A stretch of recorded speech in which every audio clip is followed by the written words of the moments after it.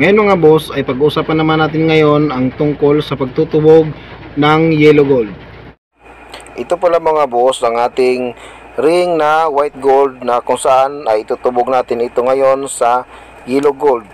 Kung sa pagtutubog kasi mga boss ng yellow gold, hindi po pwede ang sobra-sobra or yung sobrang tingkad ng kulay. Kung napapansin nyo yan ay hinawak-hawakan ko lang siya kanina, so okay lang yan.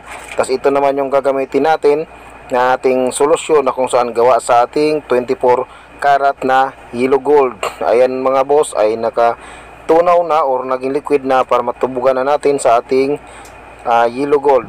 So kailangan mo natin siyang initan para hindi naman siya kailangan mga boss na talagang kulong-kulo.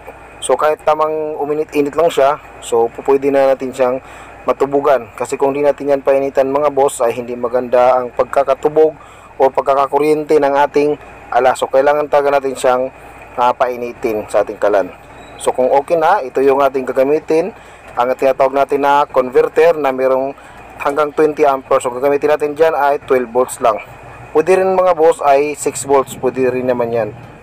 Nagdepende na rin sa inyo kung anong volts ang gusto nyong gamitin. Pero kung baguhan lang kayo nagtutubog, mas mainam na gumamit lang muna kayo ng hanggang 6 volts. So kung napapansin nyo dyan ay hawak-hawak ko ang ring na kung saan itutubog natin yan ngayon sa yellow gold. Kasi kung sa yellow gold natin itutubog mga boss ay hindi naman masama na mahawak-hawakan natin ang alahas kapag itutubog lang yan sa yellow gold. Hindi kagaya ng white gold mga boss, hindi natin yan po pwedeng gawin.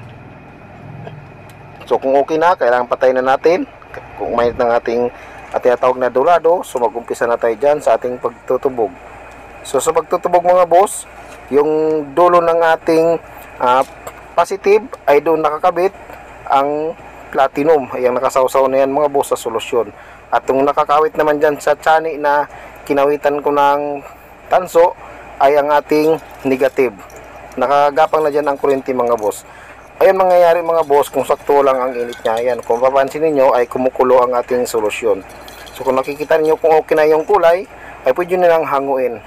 Hindi kasi maganda boss kung talagang tingkad na tingkad or dark na dark ang kulay, kasi papangit mga boss. At sa pagbabanlaw mga boss, kung meron siyang bato, kailangan palamigin nyo muna ng konti kasi maring masira ang bato kapag mainit siya, tapos maisawsaw natin sa tubig. So yan ang mga boss ang ating nagiging finished product sa ating tinutubog na white gold at ginawa nating yellow gold.